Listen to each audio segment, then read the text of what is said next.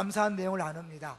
지난주에 우리 이웃 초청 잔치를 해서 우리 주보에 나온 것처럼 모두 80명이 이름을 써주셨습니다. 원래 우리가 84명이 오셨다 그래요. 근데 4명이 이름을 안 쓰셨다 그래서 제가 광고하는데요. 혹시 그 4명, 이름 안 쓴 4명을 모시고 온 분이 있다면 그 이름을 알려주시면 저희가 두고두고 기도하면서 섬기겠습니다. 왜냐하면 이 교회에 오는 것이 결코 쉬운 일이 아니거든요. 그래서 한 번 오신 분들은 하나님의 특별한 은혜를 받은 분들이기 때문에 잘 섬겨주셔서 정착할 수 있도록 도와야 됩니다. 도와주시고요. 또 우리가 105명, 이제 직전에 이번에 꼭 오기로 한 사람이 몇 명인가 확인해 봤더니 105명 명단이 나왔는데 그 명단 중에 35명이 오셨어요. 나머지 70명이 못 오신 거죠. 안 오신 게 아니라 그분들은 못 오신 거죠. 오기로 했었으니까. 그러니까 그분들은 올 마음이 있는 분이니까 계속해서 잘 섬겨주셔서 계속해서 올 수 있도록 그렇게 우리가 섬겨줬으면 좋겠습니다. 하여튼 이번에 이렇게 많은 분들이 오실 수 있었던 것은 성도님들이 기도해 주시고 섬겨주시고 했기 때문에 가능한 일이었습니다. 수고 많이 하셨고요. 또 이렇게 하신 일 하나님 앞에 감사를 드립니다. 두 번째로는 이번에 이제 간식이 정말 맛있었다 그래요. 특별히 이번에 엄마 따라서 초등학교 3학년 어린이가 하나 왔는데요. 주일학교 학생이 하나 왔는데 이게 지금 다음 세대가 어떤지를 알 수 있는 이제 그런 지혜가 되는데 초등학교 3학년인데 십자가가 교회의 표시인지 처음 알았답니다. 그래서 우리 교회 왔다가 너무 좋아서 집에 가서 십자가를 보면서 아 저것도 교회구나 저것도 교회구나 그렇게 말했다는 거죠. 이런 다음 세대가 그렇습니다. 지금 우리 다음 세대는 미전도 종족입니다. 십자가가 교회의 표시인지도 모르는 아이들이 대부분이라는 거예요. 그래서 우리가 그들에게 이제는 선교제라 생각하고 복음을 전해야 되겠죠. 어쨌든 그 불교 집안인데 그 엄마와 아들이 와서 너무 분위기가 좋고 맛있게 먹었다. 그리고 굉장히 좋은 이미지를 갖고 갔다 그래요. 간식하려고 수고하신 분들 감사하고요.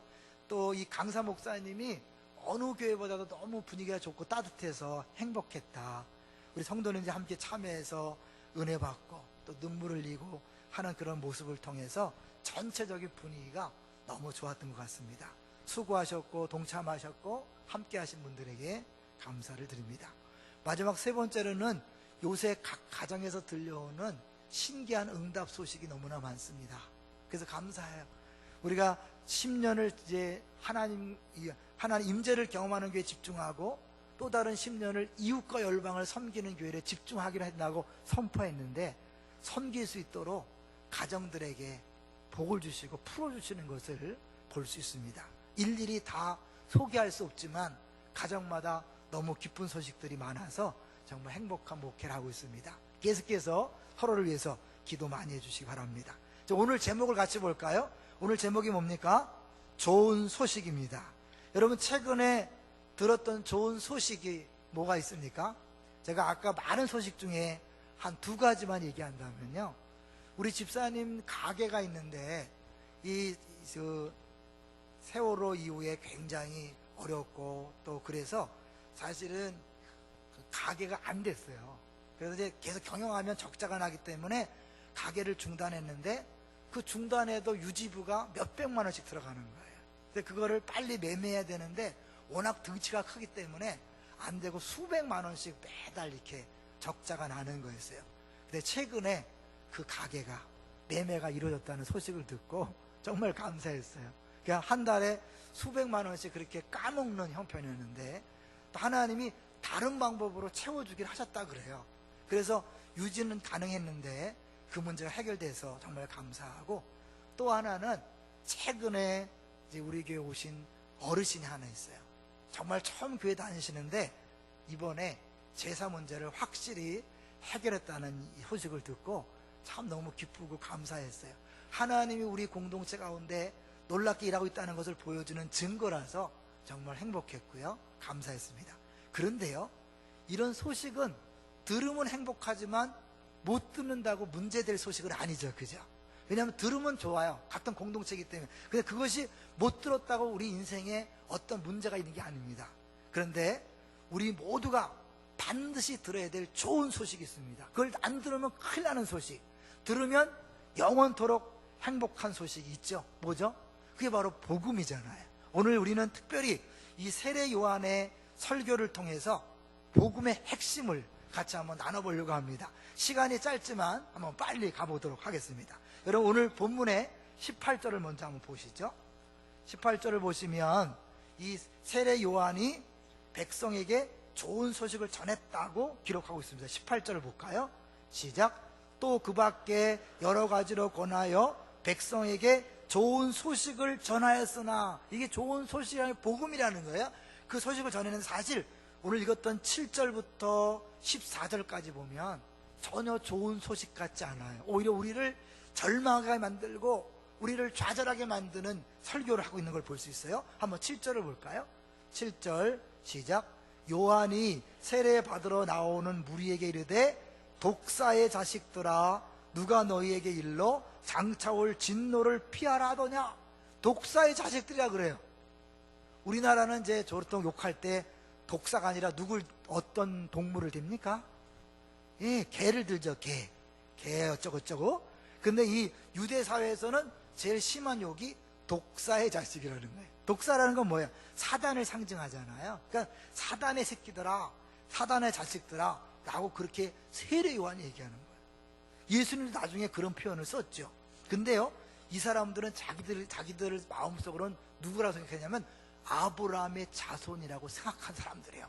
자기들은 자부심을 갖고 우리는 아브라함의 자손이다 그랬는데 세례 요한은 아니야, 니네는 아브라함 자손이 아니라 독사의 자식들이야. 그리고 8절을 볼까요?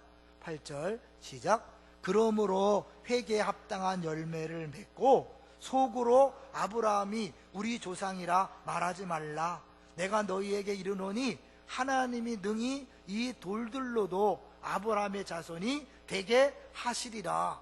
그러면서 너희들 독사의 자식들이기 때문에 이제 곧 도끼로 찍혀서 불에 던져질 것이라고 9절에 얘기합니다. 왜 그런 심한 말을 했을까요? 이들이 세례를 받으러 나오지만 진정으로 회개하지 않은 거예요. 그 사도 요한이 세례 요한이 세례를 주는 이유는 이미 회개해서 변화된 사람, 예수님 세례 요한이 선포했잖아요. 회개하라, 천국이 가까웠느니라. 무슨 말이죠? 회개해야 천국이 들어갈 수 있다는 거예요. 그래서 그 회개한 사람이 회개한 표를 받는 것이 사실 세례거든요. 그러니까 세례 받기 전에 먼저 회개에 확실히 하고 회개에 합당한 열매가 있어야 돼. 회개했다면 그 증거가 나타나야 돼요. 그게 뭐냐? 그게 10절부터 나오는 거죠. 자, 10절을 보겠습니다. 10절 시작. 무리가 물어 이르되 그러면 우리가 무엇을 하리까? 11절 대답하여 이르되 옷 2벌 있는 자는 옷 없는 자에게 나눠줄 것이요 먹을 것이 있는 자도 그렇게 할 것이니라 하고. 옷을 싸두면 안 돼요. 나눠줘야 돼요. 먹을 걸 싸두면 안 돼요. 나눠줘야 돼요. 이 말씀 앞에 난 그렇게 했습니다. 나 옷 1벌밖에 없습니다. 다 나눠줬습니다 하는 사람 있나요? 그렇게 안 했다면 우리가 회개한 사람이 아니라는 거예요. 내가 먹을 걸 냉장고에 싸두고 지금 굶어 죽는 사람이 옆에 있다면 나는 회개한 사람이 아니라는 거예요. 그러면 여기 있는 저를 비롯하여 우리 모두는 뭐예요? 다 독사의 자식들이 되는 거예요. 이게 복음입니까? 아니잖아요. 더 나가볼까요? 더 나가보겠습니다. 12절을 보겠습니다. 12절 시작. 세리들도 세례를 받고자 하여 와서 이르되 선생이여 우리는 무엇을 하리까 하매 13절 이르되 부과된 것 외에는 거두지 말라 하고.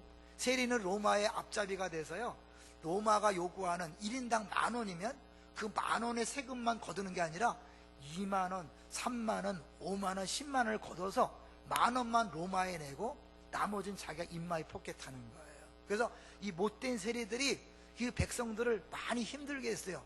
세례요한이 그런 거예요. 그렇게 하지 말고 로마에 낼 세금만큼만 거두어라. 이거는 우리가 직장생활하고 사업할 때 다른 사람들에게 착취하고 다른 사람들의 불이익을 주는 그런 짓을 하지 말라는 거예요. 이게 우리가 이런 이 현대의 경제 구조 속에서요, 이렇게 안 한다는 게 어렵거든요. 여러분, 적당히 사기치고 적당히 또 세금 포탈하고 적당히 넘어가잖아요. 왜? 그게 관행이니까. 이 세리들은요 그렇게 받았다고 법적으로 하자가 없었어요. 왜? 그건 로마가 뒤에서 봐주면서 관행이었어요. 누구도 뭐라고 말할 수가 없어요. 법적으로 하자가 없었어요. 양심의 문제였어요. 그런데 세례 요한이 뭐예요? 네가 정말 회개했다면 그런 짓을 하지 않아야 된다, 그런 거예요. 여기도 우리 많이 걸리잖아요. 그 다음에 군인들 14절 읽어봅니다. 시작. 군인들도 물어가리되 우리는 무엇을 하리까 하매 이르되 사람에게서 강탈하지 말며 거짓으로 고발하지 말고 받는 급료를 족한 줄로 알라 하니라. 내게 아마 급료가 그렇게 풍족하지 않았겠죠, 군인들이요. 그러니까 부족하니까 나름대로 적당선에서 그 부족한 것을 채우려고 여러 가지 편법을 쓰는 것을 얘기하죠. 다른 사람에게 뭔가 악한 방법으로, 그것이 드러나지 않지만 자기가 갖고 있는 힘과 권력을 사용해서 다른 사람의 피를 빠는 그런 일들을 하지 말라고 하는 거죠. 우리가 알게 모르게 나도 힘들어 죽겠는데 남 사정 볼 게 어딨냐 이러면서요, 남이 죽든 말든 막 무자비하게 사업하고 무자비하게 직장생활하고 무자비하게 살아간 사람이 얼마나 많습니까? 그건 다 독사의 자식들이라는 거예요. 다 회개에 합당한 열매를 맺지 않은 거니까 뭐예요? 회개하지 않은 사람이요, 천국 백성이 될 수 없다는 겁니다. 얼마나 끔찍하고 절망적인 이야기입니까? 목사를 비롯해서 여기 나와 있는 모든 분들이 다 이 말씀 앞에 나는 다 했습니다고 말할 수 없는 거예요. 부자 청년이 예수님께 와서 그랬습니다. 내가 계명을 다 지켰나이다. 그래서 뭐라고 그랬어요? 한 가지 부족한 것이 있으니 내 재산을 다 팔아서 나눠줘라. 그리고 나를 따르라. 근심하여 물러갔습니다. 똑같은 얘기죠. 사실 우리가 행위로, 우리의 노력으로, 우리의 실력으로, 우리의 열심히 신앙생활로 천국에 들어갈 수 없다는 것을 보여주는 거예요. 세례 요한은요, 선지자예요. 마지막 선지자. 예수님이 오실 것을 예언한 사람이 선지자잖아요. 근데 세례 요한은 마지막 구약의 선지자예요. 그러니까 이 예수님 오시기 전에 마지막 율법 중심의 그런 행위 중심의 그런 구원의 방법을 가지고 사람들에게 이야기했던 그 마지막 선지자죠. 그래서 예수님이 이런 말을 했어요. 여자가 낳은 자 중에 세례 요한보다 큰 자가 없다. 그러니까 여자가 낳은 자 중에 가장 큰 자가 세례 요한이에요. 그런데 이런 말씀도 하셨어요. 하나님 나라에서는 가장 작은 자가 세례 요한보다 크다. 그러면 세례 요한이 크다는 게 덩치가 크거나 능력이 많아서 크다 그랬을까요? 아니죠. 크다는 의미는 100년 전에 예수님을 예언한 선자가 있었고 200년 전에 예언한 선자가 있었어요. 그렇게 200년, 100년, 50년 했을 때 마지막 가장 가까이에서 예언했기 때문에, 선지자로서 예수님을 그렇게 예언했기 때문에 가장 큰 자가 된 거예요. 사역 면에서 그런 거죠. 근데 이 사람도 천국의 가장 작은 자보다 작다는 거예요. 그 시대의 구분이 딱 걸어지는 거예요. 예수님 오시기 전에는 세례 요한처럼 가장 큰 자였지만 예수님 오신 다음엔 여기 앉아있는 우리 한 사람 한 사람, 신앙생활을 제대로 안 하는 사람일지라도 그 사람이 진짜 예수를 믿는다면 그 사람은 세례 요한보다 큰 자라고 말하는 거예요. 왜요? 차원이 다른 삶을 살고 있기 때문에 그런 거예요. 자, 그것이 뭐냐? 15절부터 읽어볼까요? 15절부터 시작. 백성들이 바라고 기다림으로 모든 사람들이 요한을 혹 그리스도신가 심중에 생각하니, 워낙 세례 요한이 사는 것도요, 약대 토롯을 입고 석청 먹으면서 정말 본인이 검소하게 살고 욕심 없이 살면서 막 강력한 메시지를 전하니까 그 누구도 그 권위 앞에 대항할 수가 없었어요. 그러니까 사람들이 저 사람이 성경에서 말하는 메시아 맞나? 그리스도가 아닌가? 생각하니까 요한이 아니다. 난 아니다. 나는 그분에 비하면 그야말로 애들 말로 세 발의 피다. 그 얘기를 16절 하는 거죠. 16절 시작. 요한이 모든 사람에게 대답하여 이르되 나는 물로 너희에게 세례를 베풀거니와 나보다 능력이 많으신 이가 오시나니 나는 그의 신발끈을 풀기도 감당하지 못하겠노라. 그는 성령과 불로 너희에게 세례를 베풀 것이요. 나는 그분의 신발끈도 풀지 못할 정도로 너무 차이가 난다. 세례 요한이 여자가 낳은 자부터 가장 큰 자라고 했는데 그 세례 요한이 감히 신발끈도 끌지 못할 정도로 너무너무 큰 분이 바로 예수님이고, 그분이 오셔서 하실 일이 뭐라고요? 성령과 불로 세례를 주실 것이다. 요한은 뭘로 세례를 줬죠? 물로 세례를 줬어요. 근데 예수님은 성령과 불로 세례를 준다. 차이가 뭘까요? 세례라는 말은 말 그대로 세례 씻는 예식이에요. 씻는 예식. 근데 엄격히 말하면 물 세례로 우리의 죄가 해결될 수 있을까요? 죄를 씻을 수 있을까요? 못 씻어요. 그래서 사실 너희들이 회개 합당한 열매를 먼저 맺고 너희 노력으로 변화된 다음에 세례를 받으라고 한 거예요. 그런데 예수님이 주시는 성령과 불세례는 인간의 죄를 완전히 태워버리고, 완전히 태워버릴 뿐만 아니라 우리 죄인을 완전히 다른 사람으로 바꿔놓는 거예요. 그리스도 안에 있으면 새로운 피조물이라 완전히 다른 존재가 되는 거예요. 우리 죄를 조금 딱 막 이게 그걸 빼내는 게 아니에요. 죄를 닦는 게 아니라, 씻는 게 아니라 완전히 다른 존재, 다른 창조물을 만드는 거예요. 그래서 그거를 거듭난다고 얘기하는 거예요. 거듭나지 아니하면, 성령과 물, 성령을 거듭나지 아니하면 하나님 나라에 들어갈 수 없다. 예수 믿는 사람은 성령으로 완전히 새로운 존재가 됐는데, 요한복음에 보니까 영접하는 자, 곧 그 이름을 믿는 자들에게는 하나님의 자녀가 되었다. 그러면서 어때요? 이는 혈통으로나 육으로 난 것이 아니라 하나님께로 난 자다. 부모가 난 게 아니라, 육신이 난 게 아니라 하나님이 새로 만든 존재라는 거예요. 할렐루야. 그러니까 죄와 상관없는 완전히 새로운 존재를 성령을 통하여 하나님께서 그렇게 만드신다는 거예요. 그래서 우리가 비록 죄인이지만 그 성령 세례를 받음으로, 오순절 성령 강림으로 시작된 성령 세례를 받음으로 완전히 거듭나고 새로운 존재가 되되, 그 존재는 뭐예요? 영원히 지옥 갈 수 없는 존재, 영원히 죄를 지을 수 없는 특별한 존재로 우리를 만든다는 거예요. 어떻게 해요? 그 성령님이 우리를 거듭나게 할 뿐만 아니라 성령님이 우리 안에 오셔서 영원토록 거하시는 줄로 믿습니다. 예수를 영접한다는 것, 예수님을 주인으로 모셔드리는 것인데, 예수님이 성령님을 통하여 우리 안에 거하시기 때문에 하나님이 우리를 보는 것이 아니라 누굴 본다고요? 예수님을 보시고, 이는 내 사랑하는 아들이요 내 기뻐하는 자라. 그래서 100% 사랑하시고 100% 축복하는 존재로 만들어준다는 거예요. 누가? 예수님이. 우리가 하는 게 아니에요. 우리는 우리 행위대로 한다면요, 절대로 이 세례 요한이 요구하는 그 수준, 하나님 나라의 수준에 도달할 수가 없어요. 100% 우리 모든 사람은 다 지옥 갈 수밖에 없어요. 의인은 없나니 한 사람도 없다 그랬잖아요. 그런데 믿음으로 말미암는 의, 그 믿음은 뭘 믿는 거죠? 그 믿음의 대상이 중요해요. 뭘 믿는 거예요? 하나님을 믿는 건데, 하나님이 예수 그리스도를 보낸 걸 믿는 거예요. 예수님이 나를 위해 죽으시고 부활하시고 그 예수님이 성령을 나에게 부어주신 것을 믿는 겁니다. 그게 복음이에요. 그래서 그 예수님을 믿기만 하면 그 예수님 때문에 우리가 의롭게 되고, 그 성령이 우리 안에 거하시기 때문에 우리는 하나님 앞에 늘 사랑받는 존재요 100% 축복받은 존재가 된 줄로 믿습니다. 이게 복음이란 말이에요.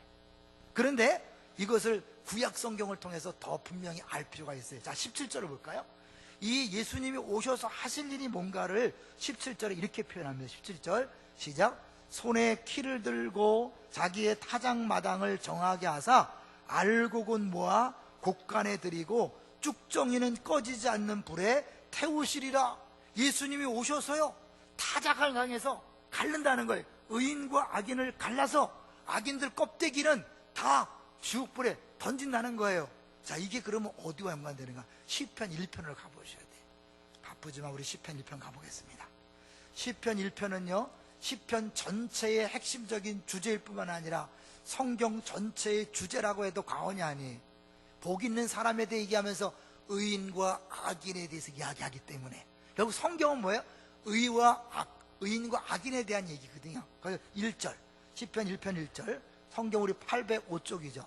805쪽 같이 읽어보겠습니다. 시작. 복 있는 사람은 악인들의 꾀를 따르지 아니하며 죄인들의 길에 서지 아니하며 오만한 자들의 자리에 앉지 아니하고. 잘 보셔야 돼요. 이렇게 하면 복 받는다가 아니에요. 이미 복 받은 사람, 복 있는 사람은 악인들, 죄인들, 오만한 자들의 자리에 앉지 아니하고. 2절 같이 봅니다. 오직 여호와의 율법을 즐거워하여 그의 율법을 주야로 묵상하는도다. 의인은, 복 있는 사람은 여호와의 율법을 즐거워하여 율법을 주야로 묵상하는 사람이에요. 어쩌다가 은혜 받을 때 하나님 말씀이 달아요, 하나님 말씀 너무 좋아요, 이 정도가 아니라 24시간 365일 24시간 내내 하나님 말씀이 너무 좋아서 한순간도 말씀을 손에 떼지 않냐고, 머릿속에 떠나지 않냐고, 마음속에 묵상하는 그런 사람이 복 있는 사람이. 자, 우리 중에 그런 사람이 있을까요? 저는 목사지만 그렇게 못합니다. 이 세상 중에 누가 이렇게 할 수 있을까요? 결론적으로 이 세상에 복 있는 사람은 한 명도 없는 거예요. 그럼 이 말을 왜 했을까요? 네, 장차 오실 예수님을 미리 보여준 거죠. 예수님은 이 땅에 오셔서 100% 완벽하게 하나님 말씀을 사랑했고, 그 말씀을 즐거워했고, 그 말씀을 100% 순종한 줄로 믿습니다. 그분이 복 있는 사람이, 그 복 있는 예수님이 성령을 통하여 우리 안에 거하기 때문에 우리가 복 있는 사람이 된 줄로 믿습니다. 이게 바로 복음이란 말이에요. 근데 이 복 있는 사람이 되면 어떻게 되나 보세요. 3절 볼까요? 3절 같이 읽어보겠습니다. 시작.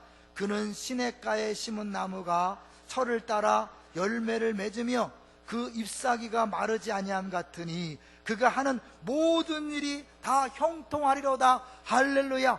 모든 일이 형통이 뭐예요? 만사형통. 나의 갈 길 다 가도록 예수 인도하더니 무슨 일을 만나든지 만사형통하리라. 찬송대로 되는 삶이 있을 줄로 믿습니다. 약속이잖아요. 복 있는 사람이 되었다면 만사형통은 자연스러운 거예요. 당연한 거예요.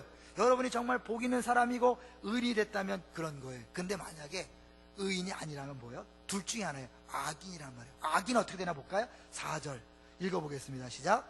악인들은 그렇지 아니하며 오직 바람에 나는 겨와 같도다. 바람에 나는 겨. 뭐가 생각나는 거예요? 추수 타작마당이에요. 세례 요한이 예수님께서 오셔서 하실 일이 뭐라고요? 타작마당을 정하게 해서 알곡과 껍데기를 구분한다 그랬죠. 이 뭐예요? 악인은 바로 그 껍데기, 겨를 말하는 거예요. 그러니까 예수님이 이 땅에 오셔서 의인과 악인을 가르는데 누가 의인이고 누가 악인일까요? 네, 예수님이 성령으로 거듭나게 하시고 예수님이 우리 안에 거하신다면 그 사람은 의인이에요. 또 예수님을 못 믿고 안 믿고 예수님을 거부하면 그 사람은 악인이. 둘 중에 하나예요. 가운데는 없어요. 자, 그러면 여러분은 의인입니까? 악인입니까? 어떤 거죠?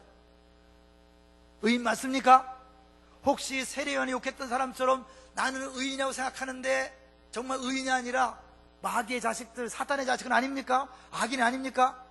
내가 의인이라면 당연히 의인다운 열매가 맺혀져야 되는데 정말 여러분 의인다운 구원받은 사람다운 열매가 있습니까?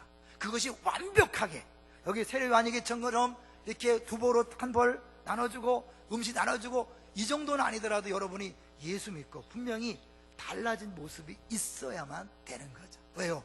성령께서 그 안에 오신 사람은 반드시 달라지게 되어 있기 때문에 그렇습니다. 믿습니까? 안 달라졌다면 점검해야 돼요. 첫 번째 뭐예요? 내가 거듭나지 않을 수 있어요. 가짜가 있을 수 있어요. 여러분 여기에 우리가 수백 명이 앉아있지만 이 중에 진짜도 있고 가짜도 있어요. 가짜란 건 뭐냐면 예수님이 나를 위해 죽으시고 부활하신 것을 믿지 않는 거예요. 그 예수님이 우리 안에 오신 것을 믿지 않는 거예요. 그건 가짜예요. 근데 우리 중에 진짜는 진짜야. 내가 분명히 거듭났어. 예수 믿었어.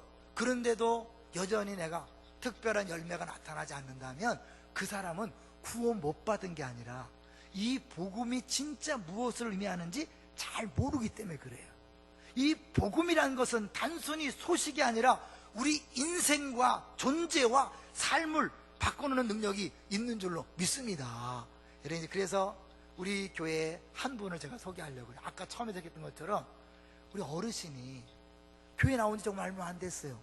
7주 과정인 제10 사역과의 만남 수료한 지 얼마 안 됐어요. 근데 그분이 수료식에도 그 감사한 내용을 적어서 읽으시더라고요. 너무 감동적이었어요. 근데 이번에 며느리를 이제 우리 교회 오랫동안 다니면서 열심히 봉사하는 분이에요. 기도를 오래 했어요. 근데 시어머니가 나온 다음에 이제 그 바로 옆에 광주에서 올라오신 한 분이 있는데 이분도 어르신인데 자기가 광주에 있을 때는 교회 근처에 살았기 때문에 새벽기도를 늘 다녔는데 새벽기도를 못 가서 아쉽다. 갈 수만 있으면 좋겠다. 그랬는데 그 순장님이 젊으신데 차가 있어요. 모시고 온다 그랬더니 우리 같은 그 초신자 어르신, 이제 정말 교회 나온 어르신이 같이 새벽기도를 나오기로 한 거예요. 그래서 세 사람이 늘 새벽기도를 나와요. 근데 이번에 이제 시아버지, 그러니까 우리 집사님 시아버지고 우리 어르신의 남편인 기일이 왔어요. 늘 제사 음식을 차려놓고 제사를 지내는데 이번에 며느리한테 그러더래요. 이번에는 마지막이다. 그러면서 목기 그래서 담지 마라. 알죠? 제사 드리려면 제사상 살리는 목기 그래서 담지 말고 절도 하지 말고 우리 기도하자. 근데 이제 이 얘기를 듣고 집사님은 마음에 약간 쫄린 거예요. 왜냐하면 또 안 믿는 자녀들이 왔다가 그 어머니가 얘기했지만 믿는 며느리한테 막 이렇게 할까봐 기도 부탁을 했어요. 근데 할렐루야, 이번에 가족들이 다 모였을 때 우리 어르신이 종에다 기도문을 적어서 읽고 기도하는 모습을 보고 그 가족들이 너무너무 좋았다는 거예요. 그리고 우리 엄마가 얼굴이 왜 저렇게 밝아졌냐, 너무 변했다 그러면서 엄마 원하는 대로 하시라고 제사가 싹 해결된 줄로 믿습니다. 하나님이 하신 거예요. 분명히 성령께서 역사하니까 그 얼굴이 변하고 삶이 변하니까 가족들이 인정하고 엄마 원하는 대로 하라고 다 안 믿는 사람들이 동의한 거예요. 제사 문제가 해결됐어요. 더구나 이분이 놀라운 거 뭐냐면요, 이 아들이 차를 산다 그랬을 때 뭐 수입이 없는 분이니까 꼬깃꼬깃 자녀들이 준 용돈을 모았을 텐데 1,000만 원을 과감하게 아들한테 줬다는 거예요. 근데 그렇게 내놓기 어렵잖아요. 아무리 아들이지만. 근데 그걸 봐서라도 이 어머니가 확실히 은혜를 받고 변화된 거예요. 삭개오가요, 예수님을 만난 다음에 어떻게 됐죠? 내가 절반을 내놓겠습니다. 내가 빼앗은 게 있으면 4, 5배로 갚겠습니다. 그리고 완전히 변했어요. 근데 문제는 삭개오가 변화된 다음에 예수님이 찾아갔습니까? 삭개오가 변화되기 전에 갔습니까?